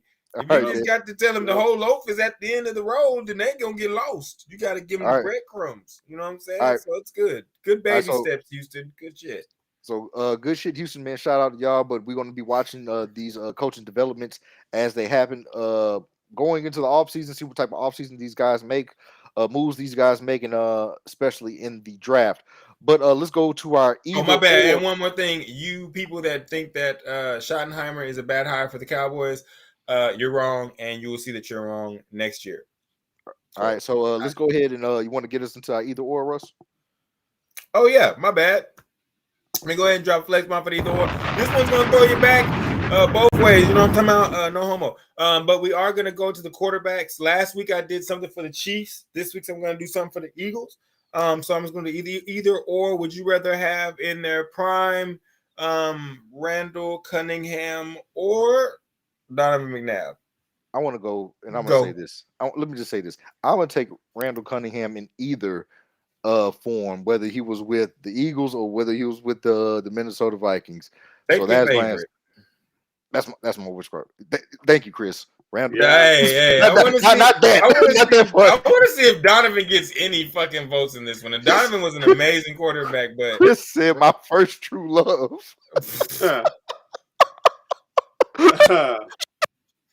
His first true love was a black man. Yeah. Hey, Sterling, I was just about to say, your first true love was a black man in football pads. Come on, Chris. We got but it's Sports Sushi with all lifestyles. Hashtag not zesty. If you like black men in football pads, we like you, but we don't like the same guys like you like dudes. But Chris, if that's your first love, hey. Scrambling Randall sent me on the path of QB love. Yeah. Where did Sean McDermott send you? I'm sorry, that was a low. Oh, that was low. No. I'm sorry, Chris. I love you. Don't bring but up. You don't love Sean McDermott. No, he doesn't. All right, but no. My bad, but I had to. I had to. I'm sorry, but it matters. But I'm just, by the way, to everybody that when you look at this, Donovan McNabb's stats blow Randall Cunningham's out the water pretty much. Not blow him out the water, but I mean, yes. Yes. I mean, you got 3,170 completions for Donovan McNabb, 2,500 for Randall Cunningham, and I'm giving him about 70. Pass attempts over 5,000 for Donovan McNabb. Randall Cunningham at like 4,280 something completions percentage, 59% for Donovan McNabb, 56.6 for Randall Cunningham. Passing yards 37,000 for Donovan McNabb, 29.9 for Randall Cunningham. Passing touchdowns 234 to 207. Touchdown percentage. I mean, it's the one that Randall Cunningham won one of them. Oh, go! Randall Cunningham had a 95-yard pass, which was longer than Donovan McNabb, and Donovan McNabb threw more. Randall Cunningham had threw 134. You know, it's just not stats aren't always the indicator of who's the best player. Nah, real talk. Donovan McNabb could win in a lot of people's eyes. He had a lot better of a career as far as the quarterback position's concerned. But I would take with my eyes. I'm sorry. Randall Cunningham is better to watch. He's amazing. I don't know. This is like asking who would you rather have, Michael Vick, insert other name. You know what I'm saying? You can win as many games as you want, and you can be as productive as you want. But you had Andy Reid, and Randall Cunningham didn't. Yeah, man. You know, but what we talk about with the Eagles, I'm still remembering Randall from the Viking days as well. It's kind of like all meshed in, and I was like, he had Chris. I don't know Chris, about that. Chris likes to talk. Chris likes to talk. Yeah. Michael Vick was a different. Yeah, we're not going to even speak on what popped up on the screen. If you saw it in the chat, then you can comment on it. You know what I'm saying? But we're not going to even comment on that because there's only like maybe 2 people that are more deadly with a football in their hands than Michael Vick. But other than that, that's pretty much that's where I stand. Give me Randall Cunningham. Let us know in the comments who you like. While you're writing in the comments, don't forget to hit the bell and like, subscribe. You can see us every time we come on and come jam and chop it up with us. You know what I'm saying? All right. What you got, Sterl? Oh, Randall Cunningham. I mean, I agree with you guys on that one. I don't have much to add. I mean, that was Chris's first love, so as I can only. Right. That's what I said. I said we're gonna end up circling back. Yeah. He said we can't. He said there's no way I can follow up on that one. Yeah. All right, so let's go ahead and go to the. Hey, put him on the path. Let's go to the NBA. All right, so let's move over to the NBA, man. Historic night last night, man, for the King. LeBron James had LeBron James. He did it for the kid. Yeah, did it for the kids. I got all of them. You know what I'm saying? Another flex bomb. The man scored more points than anybody ever of all times. Ever. Can I start with this? Before we start talking about everything else, I'm not going to get in a GOAT debate. I've said it once before, and I will say it again. I will visit that at the time that it is time when he says he is done playing basketball. Then I will visit that to make it fair to all the other people that have had to wait till they retire. But I will say this, that motherfucker is building a very good case. Very good. But congratulations to him. What is it? 40,000, 38. What is it? How many was it? 38. 38,000. Round up here, but it was above 38,000. Yeah. The most let me see. The most interesting thing about this to me is the fact that when we look at LeBron James, and I believe I've said this before many times, it's astounding to me that a guy that we don't look at as offense first, we don't look at as a savant of scoring, has scored the most points ever in the history of the NBA. So that to me is something, and is an accomplishment and something itself, because I think he knows it. We all know it. He's not the guy that we just look at for. He's not KD. He's not Kobe. He's not Steph. He's not Allen Iverson. He's not Michael Jordan. He's not any of these guys. He's not Kobe, but he's scored more than all of them. Point blank, period. I likened it to what would you do if you were the best tight end ever, but then like fucking Terrence, what's his name? Terrence Wood, from the San Francisco 49ers, left tackle. Trent Williams. I said Trent. Yeah, what if Trent Williams just started catching touchdown passes? You know what I'm saying? Like, what if Trent Williams just came out and was like, I'm gonna play tight end this year too on the goal line, bro. I'm just gonna play tight end while playing left tackle, and then just went out there and just like caught like 15 TDs. That's what LeBron is like. He doesn't even belong in this category. Like, you're cheating. Like he doesn't belong. Like, when you name all those guys, LeBron's not someone that you name. You don't belong here, but here you are in the room. So kudos to you, because that's impressive anyways, because you're not even supposed, like I said, you're not even, he talks about it like, shit, nigga, I didn't expect to score all these points. Y'all niggas couldn't keep up with me. So shit, and people, like it's a bad thing, talk about LeBron's longevity, and he that's the most bullshit. The fact that he's available to play at a high level at this stage is what's more impressive than he's been in the league for 20 years. Like, to all those people that sit there and say he's been playing for so long, that's like if all of a sudden you were to turn like 40 years old and make $1 million, and the first thing a nigga did was pop out and say, "You didn't get that shit till you 40." Now, yeah. Nigga, what are you talking about? You know how many people would kill to play at that level at his age? Yes. It's ridiculous. So that's the worst argument for so long. And Kareem played for a fucking ever. You got to play for a long time. It's fucking 38,000 points. Nigga, what the fuck? Like, yes, nigga, you got to play a long time to get that shit. You know what I'm saying? And if it was just easy to play a long time, then nigga, everybody would do it. Right. Who wouldn't play 20 years in the NBA and earn them checks?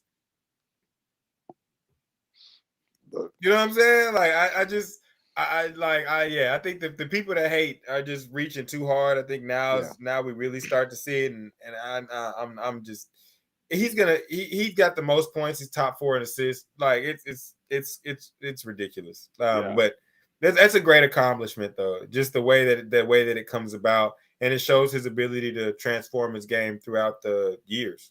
Yeah. Yeah, man. So shout out to LeBron, man. Congratulations. Hey, watch this, guys. Watch this. Yo, we're not gonna say that he is or he isn't, but shit, LeBron James just really did a lot for the discussion. If it's shit, he might be the GOAT. Wait, y'all, wait. Guess what? The world didn't fucking end. Fire and brimstone didn't come from the ground. The sky didn't fall. It's okay, Jordan people. It's fucking fine. The nigga's cold. Like, we can deal with this. It's okay. You know what I'm saying? Like, I'm getting tired of this fucking push the red button, and every old nigga that talks about Jordan, why you keep saying period? Like, you gonna take off your belt if I say you wrong, nigga. Look, like it's just ridiculous. It's gonna be every generation is gonna have their GOAT. Every generation is gonna go ahead and they're gonna feel that the person that they watch growing up is gonna be the best player that they have ever seen. And guess what, LeBron, folks, is going to be somebody that's come behind him, and people are going to be saying the same thing. So it's going to be you guys' turn. It's going to be like, oh no, LeBron's the greatest, and then they're going to be like, oh, Pee Wee Williamson or whoever the fuck this thing is. I'm saying to all the people out there, like real shit. Like there's some young guy in America, hey, to some young person, you about to be the best player to ever fucking play and score all these points, and people are going to call you better than Michael Jordan and LeBron James. Yeah. And to all the people that are going to be old like me when this happens, just get that nigga his flowers and shut the fuck up. Like, we got to stop with all this, like, he can't be. Yeah, these niggas cold. You know what I'm saying? You got to think about it. Before it was Jordan, it was Magic. You know, and before it was Magic, it was, whoever. It's only Bird. Some niggas out there believe Tim Duncan's the best nigga ever. Yes. Like, there's nothing with I have my thing about big men. If you're over 7 foot, you belong in the category by yourself. But anyways, because cold 7-footers beat everybody. Look it up. But no, like if you become like this cold, like give niggas their flowers, bro. Yeah. Like, I hate to see how we have to look up and be like, yo, this nigga didn't do. Nah, bro. Like, you got the most points that have ever been scored in a game, and everybody talked about your lack of ability to be clutch and score points. Mm-hmm. Congratulations to the king, man. Yeah. So one of the best basketball players we've ever fucking seen in our life, dog. Shout out. All right, so let's go ahead and get into the next little bit of news in the NBA, man. Kyrie cometh to the Big D. And you know what's funny, man, is that Russell was the one guy who called this shit. Russell called this. I was on Instagram, and I remember whenever he demanded the trade, Russell said it. He said this. I know that it's not. He said it's highly unlikely. He said, but hey, why not Dallas? Okay, so let me. I did, but I'm not like in a position where I want to be like, I told you so. And because to me, it was more or less like I looked up and I said, as a Mavericks fan, and Sterling, you'll notice watching the season, like, what do the Mavericks need? We need somebody that we can give the ball to and they can go get fucking buckets in the playoffs. We don't need team continuity. We have that. We don't need all this other rah-rah shit from the background where people are talking about, what about the bench play? No, we don't need that shit. We have the best player in the NBA right now. Y'all just don't know it yet, but we do. Not y'all, but the people out there watching that think it's Giannis or think it's somebody else. No, nigga, it's 77. He's the best player in the league. And the Mavericks looked at that, and I've been looking at that, and y'all know, even though I said it, I was kind of like, I'm worried though because of these certain things and the way I feel about basketball. Because there's only one ball type of guy. Like, I'm the type of guy that believes if you have a really dope perimeter player, then you need to get a really dope post player. But guess what, people? That's not the way basketball works anymore. That's not available. So the Mavericks went and got what was available. And I think from the outside looking in, we could talk about it too, which we can get into the fact that the media makes devils. And like the media has made this man a villain, but he's not really a villain. When you look at it, like Mavericks people, we got Kyrie Irving, and if you've been rooting for the Mavericks for a long time, like I'm just going ahead and say it. We ain't never had a nigga that could hoop like this for us. Ever. On this level. And as a Mavericks fan, I love Dirk and I love Luka, but I'm happy, bro. Like, we got a nigga that's hooping. Like, gon' hoop. Like, you gonna get these tickets, and we got and if you from Dallas, you know, like, we hoop. Like, this, like, we got a hooper in this bitch. Like Luka's a hooper too, and that's dope too. Like, but we have a hooper in this bitch. Like, shag that man up and tell him, man, he ain't gonna hoop a sock. Like, no, Kyrie is what the city needs as far as someone to go watch. Like, I know there's a lot of salty people out there. Like, I hope it don't last, but he's good for Jaden Hardy. He's good for Josh Green. He's good for Luka. This is just something that, like, I think the Mavericks had to pull the trigger on. It's rolling the dice, but at the end of the day, you got a team that has shown it's got enough talent, but in the playoffs, you need that other guy. And Kyrie has shown that I am that other guy. I am. Like without me, Bryan ain't looking at that ring. Like, and we all know this. Like, I hit the shot against Steph. So I love it. I'll let Sterling go into see what he thinks about it. But I love the trade. And I love what they did. And I miss Dorian Finney-Smith. I wish that Tim Hardaway Jr. would have been a part of the trade, but obviously his jumper's so broke, nobody wants him. But that's cool. But sometimes you have to pull the trigger and you have to make tough decisions. No, I like the move, man. I think, we've been talking about getting Luka a viable number 2 option. And Kyrie is a viable number 2 option. Like, I still think they got some questions on this roster. And I think it was a desperation move as well. I mean, Luka was probably telling the brass, like, yo, you got to get somebody in here. I'm out of here in a couple years, like, because I ain't doing this. You're not going to ruin my career because, you guys F up the cap in these trades, man. But they got a guy that they don't have to worry about developing, right? And when was the last time as Mavericks fans that we've been able to say, oh, my God, they developed somebody? Like Jaden Green, Jaden Hardy, Josh Green, those are guys that, like, are coming through the system, and they're turning out to be good. We talked about Jaden Hardy at length this summer.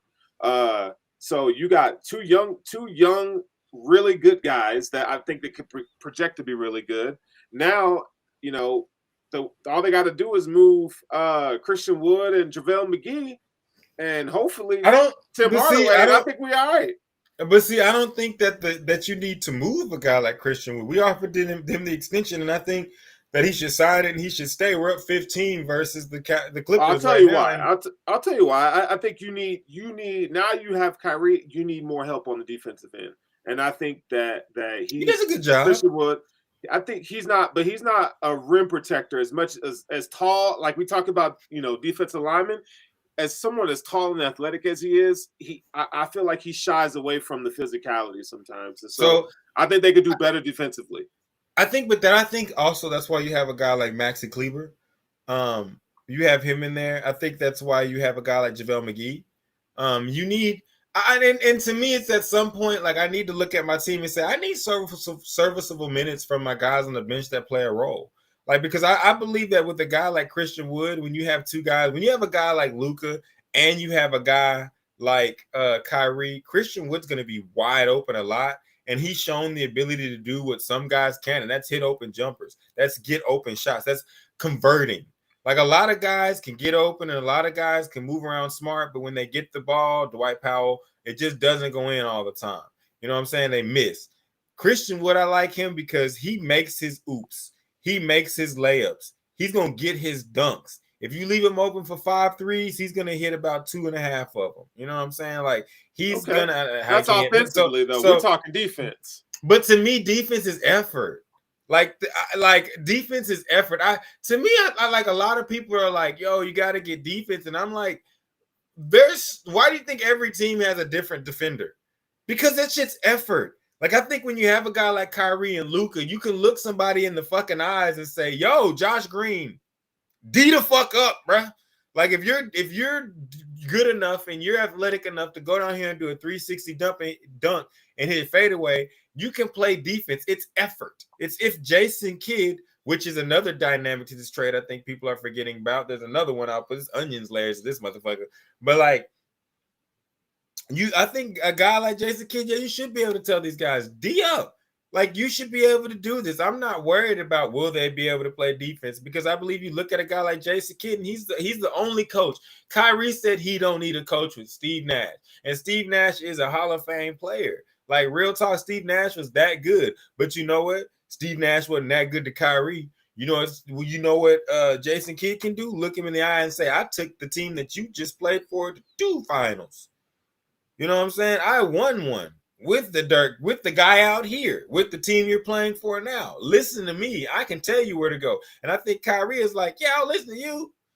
Like, I feel I'll pick up what you putting down. You know what I'm saying? There's a lot of dynamics to this team that I think fit. Like, and I think that at first we looked at it and we were saying like, we looked at the classic basketball ball dominant type stuff. But when you really unpack it, like, it makes a lot of sense. Like, it makes a lot of sense. Now, I don't know how long he's going to be here, and I don't know anything about that, but I'm talking about for the meantime and the games we have to play moving forward.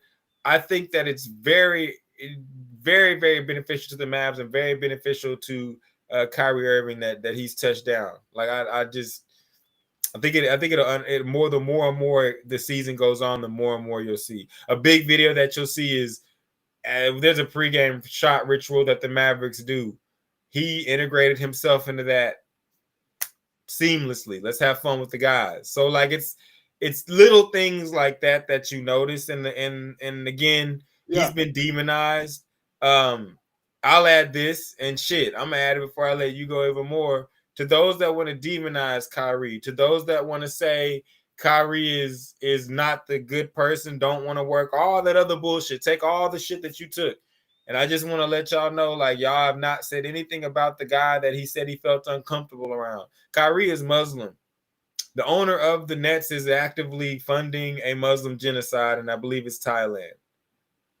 If you was Muslim and you played for a guy that was actively killing your people somewhere else, would you feel uncomfortable? Would you want to hoop with him? Would you want to be there? No, you wouldn't. No, you wouldn't. So let's not demonize the dude and think about what the fuck is going on and read a little bit. And let's find out, like, why somebody may not want to be there, may not want to do these type of things. And when you look at Kyrie's body language and look at the way he's hooping now in Dallas, and you can even see it in this game he's playing right now, he looks like a happier human being. And that matters. I think that really does matter. So, like, we got to take all that into account. Like, I just want to say that to the people that don't like Kyrie for what somebody on ESPN or what somebody on Fox or what somebody on anything you watch is telling you. Like, read some shit and then look into it and know that anytime that this guy hits the floor, he is not going to cheat you. Mavs up 18 points without Luka. All right. Is he playing? Yeah. Yes. All right, so got 8 points already. Kai effect. All right, so let's go ahead. Boys hooping for him. So for those that are like, I'm sucking your teeth, watch the fucking games. Because right, like we got to talk. And another thing, the Mavericks do have the two top 10 isolation players in the game, so a lot goes along, Sterling, with the defense. But there's a lot to be said that to when a team comes down the court, there's nothing you can do. Like, there's nothing you can do at all. So we will see as it carries on, but it's a good look. All right, so let's get into our next topic.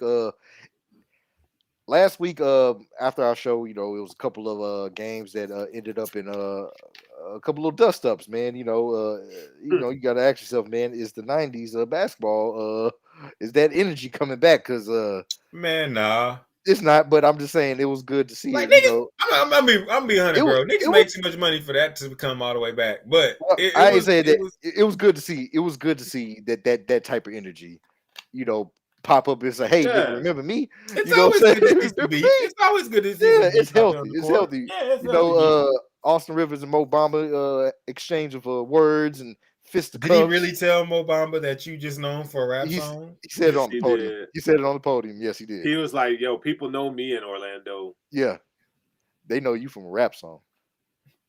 That ain't even hot no more. Yeah, they ain't. And look, I'm a DJ, bro, so I know.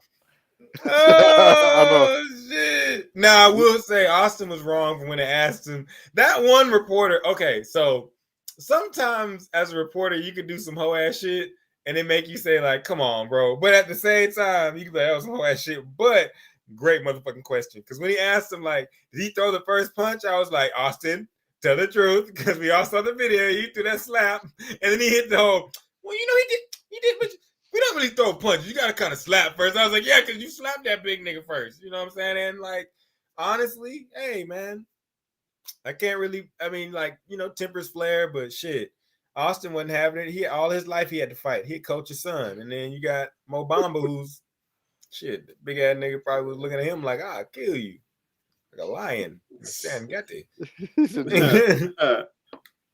But no, man, it was that one I was like, it caught me off guard because the Donovan Mitchell and Brooks shit happened. I was like, okay, Dylan Brooks a whole ass nigga, bro. But man, look, only in sports are nut shots acceptable. Yeah, like if a nigga hit you in the nuts in any other phase of life, you're like, I'll kill you, and you a bitch. In sports, we giggle. Yeah. I don't know why it's funny in sports, but yeah, he rolled over, looked, and he hit him with that WWE. I said, sacking niggas in the NBA, boy, you childish. That was weak, dog. That was real weak. Yeah, did what's the name? He's like is this a byproduct of me just busting his ass over the years? Yeah. That's for you, Dylan Brooks. And it is because Donovan Mitchell, he bust that ass. And but the Charles Barkley said he was committing loose ball fouls. that was a good one. That was a good one. I was like, fuck you, Charles, you beat me to it. But what really kind of just rubbed me the wrong way was the John Morant stuff with his group of friends or acquaintances and I was like, bro, what? Like, I hope John Morant wasn't lying and it was like just some BS, but like that's when I get to the point where I'm like, okay, so I get the whole dynamic of people saying that you're not hard/hood, and the person that they say it to takes it as you can't defend yourself as a man. Now, this isn't that. This is a NBA player that really is portraying himself to be gangster. And it's getting to the point now where it's kind of like, all right, bro, we get it. You would attempt to protect yourself if someone was to try to do you harm. That's cool. But all this, like, I heard he told somebody, I'm gonna let him make it another day. Like, nigga, what is you talking about? Like, you have a $200 million contract, nigga. You make way too much money to even think about killing niggas. Do you not see what Young Thug is going through right now? Like, there is not there's no reason in the world to be acting like that. Now, like, I don't agree with it, but I understand like the fucked up mentality thought process that he's going through. But like, yeah, man, I think him and his teammates need to chill the fuck out. I think they're buying a little bit too much into the whole Memphis Grizzlies type thing. Yeah, it's to the point where I don't even like I think he's a good basketball player, but I can't get behind that, man. Like, from somebody who, I grew up in that, like in Tennessee. I grew up in Chattanooga. It was a war zone, dog. Mm-hmm. And it's like, it's stupid, man, because people claw and fight their whole life to get what he's got. And it's like, now that you're portraying yourself as, him, you're going to get tried as him. And I fear I don't want to wake up one day and hear something that Ja did something or someone did something to him, because that's a career, that's in a life, and a family member is going to be wasted forever. Now and let's talk about when you put yourself in situations with these hood niggas, what they going to require of you? How much money are you going to be spending? You see what I'm saying? Like it comes with so much more than just being on the basketball court. Like, now you're not only affecting that, but I feel like you're affecting your image in terms of getting potential deals and what you look like to children and sponsorships and your next contract. Now everybody's going to be talking about, waiting for the shoe to drop. We talk about Kyrie Irving. No, man, look what Ja's creating right now in front of us. So, I think this is a polar opposite from what we talked about last year to this year. Like, it's too much, man. Too much. Yeah, I think it boils over. In the beginning, it looked like fun. In the beginning, it looked like fun. It looked like, what I'm saying, like what you would expect to see You remember we used to always make fun of the John Wall gang signs, but it was never it was always kept as it we know John Wall is just a hooper. Jaws, when you say that, most hoopers or most people will be like, I ain't finna be no gangster, but Jaws the type to look at you, yeah, I'm like that, and it's kind of no, you're not. And nobody wants to be. And like you said, and a real good point you made is when you have that type of energy, it brings others to you. There's, it's been said through the annals of history, but they said it in the Avengers too. When the dude had the Tesseract. I just use this example because it's the most relevant one for people because they watch the Avengers. When the dude had the Tesseract and they asked him about why he didn't let anybody know. And he was because when people found out, that type of war came. So a lot of people ask, people like me, why don't you have a gun? Why don't you have a gun? Or why would you not show that you have a gun? Because once you show that you have a gun, niggas that like to play with guns gonna come play with you. Yep. You know what I'm saying? You bring that when you start showing, yeah, I'm tough. You grew up, you say I didn't. I grew up in the birds, you know what I'm saying? But you say you grew up in it, but anybody know. You talk about you can fight. This niggas out there that want to fight, they're gonna come find you. They're gonna try you. They're gonna try you because they you know what I'm saying. So Jaws running into that. He's actually running to that buzzsaw right now. He's going to what you're telling him right now is, and you probably know this, Sterling, is you think it's a blender now, Jaw. Nah, this is the filter. They're trying to keep you because if you make it through this and you keep saying you tough through all of this, then you get to the point where ain't nobody gonna be able to save you. In Memphis. In Memphis. It's a recipe for disaster. Shout out to Young Dolph. Shout out to all the the hustlers and to those who are in that life and lives have been taken or people around them Black lives youngster. have been taken. Yeah, I mean, look, Black boy JB. It's not. I like Memphis rap. What can I say? Me too. 3 6 Mafia. Me too. Oh, of course you do. Yeah, you know what I'm saying. But it ain't no game. It ain't no game. I think that it's us that have in the hip hop culture. I think that what we're starting to see is that, and I think that this is something I used to always preach to people is pay attention to the rock culture and every other music genre. Music is something that makes people want to do something. Music is something that can make your mind feel a certain way. And so hip hop, I think, is getting to that stage where we're starting to realize some of you niggas is John Singletary, and that's okay. You don't have to be the gangster in the street because the gangster in the street, he can't play basketball. That's why he's the fucking gangster in the street. Otherwise, he would play fucking basketball. You know what I'm saying? Shooters wouldn't be shooters if they could shoot basketball. They shooting people because that's the only way that they can make ends meet. You know what I'm saying? So I just think it's a slippery slope. But I think Ja will get into a reality. It may not be a reality that we want or that we appreciate. He might try to find some middle ground because he is a young man. And when you're in your 20s, being tough and having a bravado is a part of that. You know what I'm saying? When you from the age of 20 to 19 or fucking 16 to fucking 22, you are ready for war. No matter if you're the weakest nigga down the street or if you're the strongest nigga on the block, you still believe that you can survive until you die. You know what I'm saying? So I just think it's something that they're learning. But as far as the team's concerned and on the basketball tip, Memphis Grizzlies, stop fucking talking. Stop talking about winning, fighting, whatever it is. Y'all were supposed to be the best team. I'm letting them know right now. We've known that me and Sterling have told y'all the Mavericks stay whooping that ass. Mavericks have been on that ass. No homo. So no, but have we not? Yeah, have we not? Yeah, we've been the top Western teams have been on that ass. We've talked about this. So, and then the Mavericks just got Kyrie Irving. So it's really put up or shut up time on the basketball farm. And Dylan Brooks, don't hit nobody else in the nuts because it's already talked about that you might like trannies. No. Okay. We know she wasn't no tranny. Don't hit nobody in the nuts though, because that shit's gay. Okay, so with another joke. Yeah, no nut shots. Hey, you know what I'm saying? All right, so before we get out of here, we got our Sterling Power rankings for the NBA coming up. He hit that nigga in the balls, and that shit was fucking nuts. Hey, yeah. So, at number 10, man. At number 10, I got my Dallas Mavericks, man. Kyrie, Luka in the same backcourt. All right, this is a team that went 2-1 last week. They are 29-26. Go. I'm sorry, Sterling. By the way, while you're saying this, my man's Kyrie is having an extravagant effect on Jalen Hardy. But go ahead. Y'all gonna see this. Y'all try to make him a villain. He's not a villain. He's a hero. He's a voice. Last week I had my Mavs outside the top 10, but I think getting Kyrie, man, I think it propels them at least into the top 10 discussion.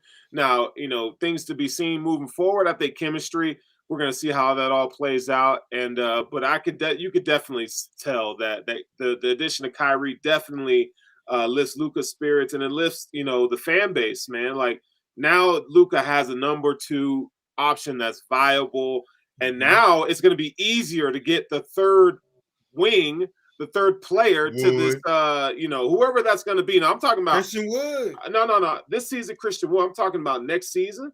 If they re-sign Kyrie, now it's going to be easier for a third star to come in here because you already got two dudes. Who doesn't want to play with Luka and Kyrie? So I think it's going to be something to look forward to in the coming future, man. So next team up, we got the Kings.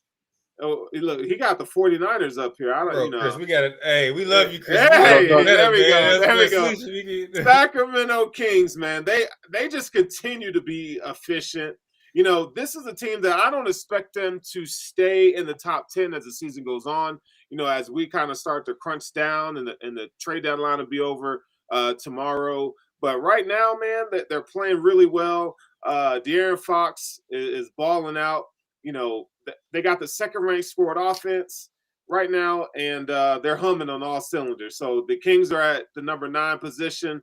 At number 8, I got the Memphis Grizzlies here, man. We just talked about them at length. I think when their heads are right, I think they could be one of the better teams in the league. But I just think there's too much talking going on the court and not enough production. These guys are losers of 8 of their 9 last games. That's not a good look, man. So, for all the stuff that we're talking about, Ja wanting to be a thug nigga and all this stuff, man, they need to really pay attention to what's going on the court because they are taking L's left and right. Next up on the list, we got the Brooklyn Nets. Fight back, nigga. Hey, the Brooklyn Nets, man, they get Spencer Dinwiddie back. I don't know if they're going to keep him on the roster, but, Dorian Finney-Smith and Cam Thomas. I know, dog. I know. You saw him at that presser. Man. That's for Mavs fans, MFFL, I get it, bro. Dorian Finney-Smith, that hurts, bro, because at the presser, he looked like, this is fucking buns. Like, you know what I'm saying? So I feel for Dorian Finney-Smith. I hope somehow we can bring him back. I know, man. It's like seeing Michael Finley walk out the door. You know what I'm saying? Like, but hey, he's going to a Nets team. I think with the loss of Kyrie and what they added, I don't think it's going to make up for Kyrie, but I do think they get some perimeter defense, with their additions. And if Cam Thomas can continue to put up numbers, I think the Nets they're sneaky good ball club. Kevin Durant needs to get healthy, obviously, of course. But up next, man, we got the Cavaliers. Look, Cleveland, they surprised. They for the second year, right? They have been one of the better teams in the league, man. Now they did lose to the Heat to start the week off, but they bounced back wins against the Grizzlies and the Pacers, I believe. Evan Mobley, man, averaging 17 and 10 last week. And 2 blocks, he was shooting like 53% from the field. That's my guy. Yeah. I remember from the draft last year. That's my guy. Hey, and shout out to Karis LeVert, man. A Michigan guy, man. He's just consistent, man. He when he's healthy, he's a really good wing defender, and he can put the ball in the basket. So, Cleveland Cavaliers, man, they're the next team, man. So they're at number 6 now. Number 5 team on the list. They getting their ass whooped right now, and that's the Los Angeles Clippers. All right, we got the as much shit as I'm gonna talk about them and their load management, but when they're not load managing, they are a deadly squad. There's rumors and talks about what they're gonna do with John Wall, maybe extending him to a contract. I think this is a solid team. They got a really good roster. Questions always remain though what they're going to do in the playoffs as we get closer to the end of the regular season. I think we're going to see things stiffen up, and I think teams like the Clippers, the Cavaliers, and those teams are going to start to rise to the top. So the Clippers are having a phenomenal year, 31-26. When that nigga Kawhi unplug himself from the charger, they're going to be ready. Yeah, right. That cyborg ass nigga plugged up right now. He just unplug me when I get to 100%. He only got like 4 hours, but that nigga 4 hours going to be great, right? I was watching him play last week, and I was like, this makes no fucking sense. Like, he hadn't played all year, just steps out on the court and was like, bucket, like 6 straight points. And I was like, and boring as hell. Like, you got it. And you know what's scary? You know what's scary? This is the type of year Mavericks making trades. Denver looks like the best team. All the turmoil in the East, it's a bunch of fucked up mess out there. Where like this is a year where Kawhi could look at PG and say, "Now's the time." Yeah. Now you saw what I did 2019. Now's the time. PG, we gonna sneak up on them. We gonna sneak up on them and watch. I bet you the Clippers sneak up and bite somebody in the ass. Please don't be the Mavs. Please don't be the Mavs. Man. Hey, so the next team up, we got the 76ers. Joel Embiid continues to cook, but, when you lose to the damn, Orlando Magic by 10 points, man, it just, I question things, right? I think the winner in this whole thing is Matisse Thybulle, who it appears probably won't get traded. There were rumors that, Hey, Jared Vanderbilt. They were talking about Jared Vanderbilt coming to the Sixers, and that's not happening now. Yeah, Lakers won on that one. That's a good pickup. Yeah, they did. So 76ers are here, man. I think they're the 4th best team, and obviously record-wise, I mean, they're one of the best teams in the league. But this is another thing when we talk about the Sixers, it's consistency, right? They have these great moments, and then they just kind of go into mediocrity. So maybe after their 7-game win streak, hopefully by lose to the Magic, man, but it makes you wonder. So again, for me, it's just in the playoffs. Joel, are you going to get tired? That's what it is for me in the playoffs. Joel, can you last the whole? Can you get these 16? Yeah. Up next, man, I got the Denver Nuggets. The Denver Nuggets are next, man. This is why I moved them down a little bit, because they were the number 2 team on my ranking last week. Is because you're talking about trading Bones Highland. Like, what in what world? If you look at this, the Nuggets let go of Bol. Okay, they traded his butt. They traded another young guard that they had. Oh, I can't even remember his name, the Texas guy, guard. I can't remember his name, but you guys probably know who I'm talking about. But they got rid of him. It's like it's like they draft so well. And then they take these young prospects that they've raised up in the system and they trade them for picks. And I just don't understand. Like, you got rid of Monte Morris because of Bones was playing so well. And now you're talking about shipping Bones, but for what? And that's the thing, man. So you got a really good nucleus and core, which are a big 3, which consists of Jokic. Jamal Murray is looking to form, and then if you could continue to have Michael Porter Jr. healthy, I mean, this is a team that could be representing the West. He's looking like the new Anthony Davis. I know, man, and his is different though, because his is a back, and you know how the back goes, right? But his potential, his ceiling is so high. So I put the Nuggets down to number 3 this week, man, because I just have a feeling tomorrow we're going to hear about Bones being traded, and that's going to piss me off. Up next, man, we got the Boston Celtics, running the mill. They beat the hell out of the Nets to start the week, and then, they lost to they lost to the Suns without Devin Booker. And you just like – Grant Williams. I think that's just the ebbs and flows. That's why we do a weekly top 10. Yeah, you get marked for that, but that happens. Yeah, shit happens, right? Random weekday, you know what I'm saying? You don't get your ass days at work too. Yeah, we got bad days at work too. But there's rumors that Grant Williams might be on the trade block, which just like the Nuggets, he's another guy that you raised up in your system. He's a pretty good player. What are you going to trade him for? I don't know, and it may not happen. But we'll see. I think it's like you Kelly said. Kelly Olynyk, it could be potentially going back to the Celtics too. I think Grant Williams is a guy that's like, and it sucks to be stuck in this situation, but it's like, yeah, you do your job, but we could possibly get somebody that's bigger and longer that could do that job. Pause. Yeah. In all ways, but y'all know what I mean. Length is arms and legs and shit, but that shit sounded gay as fuck. I'm sorry. No homo, but yeah. You know what I'm saying? But you want to, I know some of the homos like, what the fuck kind of podcast is this? But no. I know. But yeah, I just think that he's one of those guys that you play really good defense and everything's good, but like we can go get a guy that's bigger and taller than you with longer arms that does the same thing in his trade. So you gotta. It's a business, and you gotta make yourself untradeable in a way. Yeah. You know what I'm saying? Like, look at Dorian Finney-Smith. He did everything he could for the Mavericks, but when it comes to a team saying we want that guy so you can get a super talent, you got to do what you got to do. Mavs up by 19. You know what I'm saying? You got to do what you got to do. Hey, and Mavs whooping the Clippers' ass. Boy, I know. Last but not least, man, we got the Milwaukee Bucks. Say what you want about Luka being the best player in the league, but I do think that Giannis will have something to say about that. Giannis and these boys, hey man, it's like a team of no names, to be honest. I want that championship too. Yeah, that'd be a great matchup. Yeah, that would be fun, man. I want that shit. But hey, let's talk about what Giannis did to the Clippers last week, man. 54 points, 19 rebounds. Hey.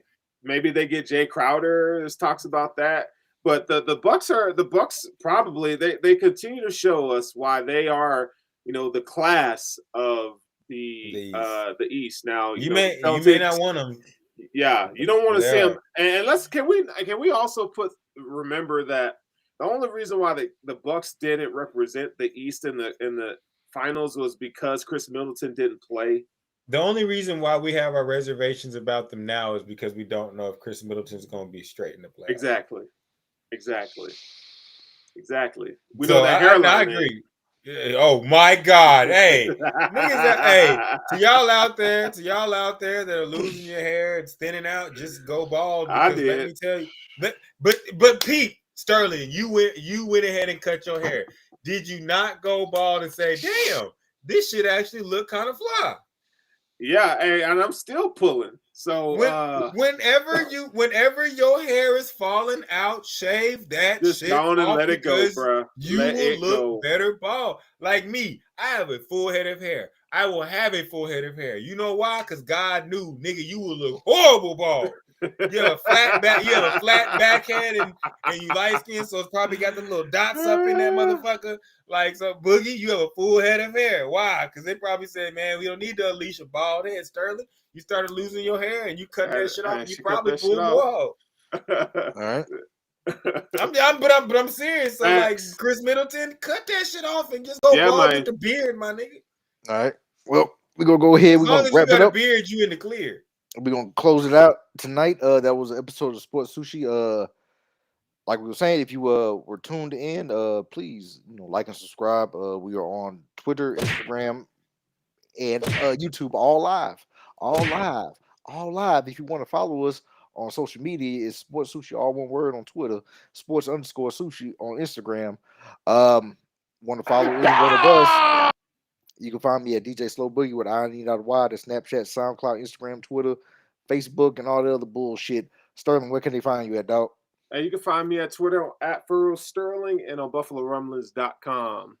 You can find me on Twitter. You can just type in RL Climb SP or Russ3 SP. Look for Sports Plug. You're going to find me. Look on IG. That's sportsplug.russ. And as always, go check out Sports Plug Clothing Code. Get you a cool shirt. It's beautiful. Anything else? We go.